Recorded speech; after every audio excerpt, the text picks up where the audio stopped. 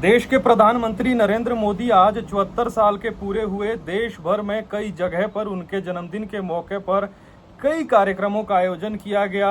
कई लोगों ने पौधे लगाए, कई लोग मरीजों को फल बांटते नजर आए।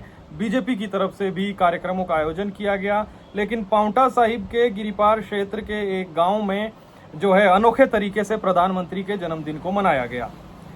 प्रधानमंत्री का जन्मदिन मैंने आपको बताया कई कार्यक्रम हुए, लेकिन उन तमाम कार्यक्रमों में से सबसे अनोखा कार्यक्रम ये हमें लगा कि आपको ये जानकारी देनी चाहिए। संदीप तोमर है हमारे साथ, महामंत्री भाजयुमो के, अगर मैं गलत नहीं हूँ, पूर्व महामंत्री भाजयुमो के, और जो है अक्सर हिंदुत्व की बात हो, बीजेपी की बात हो, प्रखर तरीके से अपनी बात रखते आए हैं। इनके मन में कुछ जो है प्रधानमंत्री नरेंद्र मोदी के जन्मदिन को मनाने की बातें आई, तो वो ये जो है शुरुआत इन्होंने अपने गांव से की।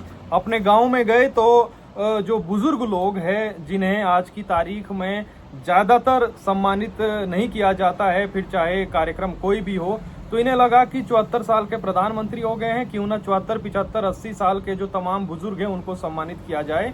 तो आज जो है वो सम्मानित कार्यक्रम इन्होंने आयोजित करवाया।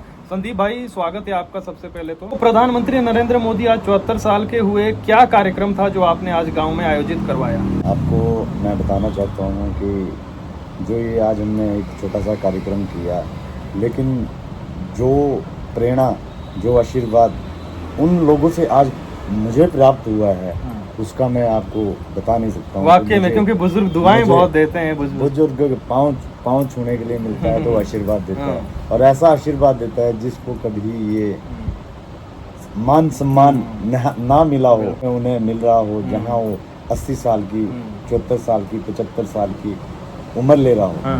तो मैं आज ये अनुभव हमारे साथ पांवटा मंडल के जो मंडल के अध्यक्ष है रमेश तोमर जी, उन्होंने भी, मेरी उनसे बात हुई, उन्होंने मेरे को बिल्कुल सहयोग किया और वो हमारे साथ उस स्थल पे चले। कितने बुजुर्ग होंगे कम से कम? जो बुजुर्ग हमने 74 की ये बनाई थी कि 74वां नरेंद्र मोदी जी का 74वां जन्मदिन है, और 74वें जन्मदिन में 74 लोगों को सम्मानित किया जाएगा।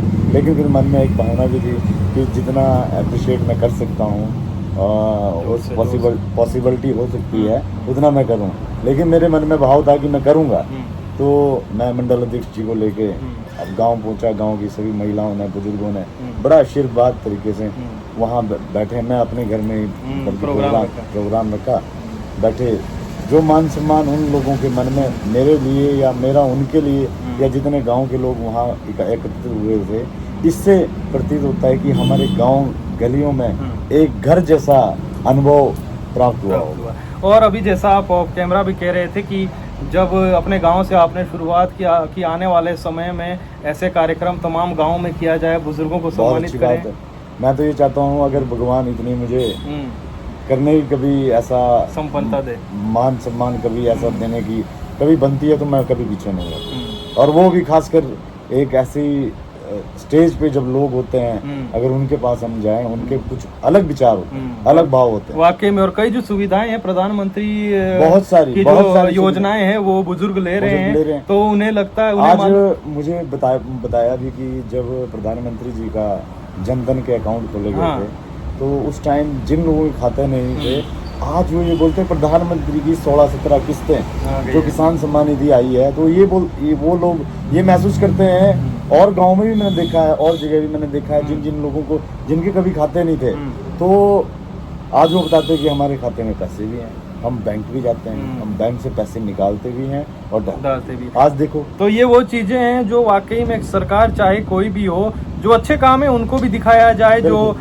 जिसमें लगता है कि आलोचना होनी चाहिए वो आलोचना भी होनी चाहिए, लेकिन बुजुर्गों के चेहरे पर मुस्कान आई किसी एक छोटे प्रयास से, तो ये अपने आप में एक बड़ी खबर हो जाती है। इसलिए हम आप लोगों के सामने जो है ये खबर लेकर आए। आज दुनिया के सबसे शक्तिशाली नेता, भारत के यशस्वी प्रधानमंत्री माननीय नरेंद्र मोदी जी का जन्म दिवस है।